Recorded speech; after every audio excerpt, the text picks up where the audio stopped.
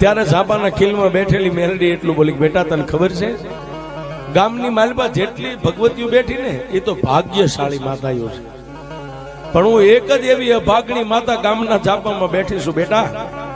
ગામના બધાય માણસો એની માતાજીઓને જમાડે ને રાજી મોઢે દાંત કાઢીને જમાડે છે, અને આ મને જે નાળિયેર દેવા આવે ને કોઈ દી કોઈ માણસ દાંત કાઢીને મને નાળિયેર નથી દીધું.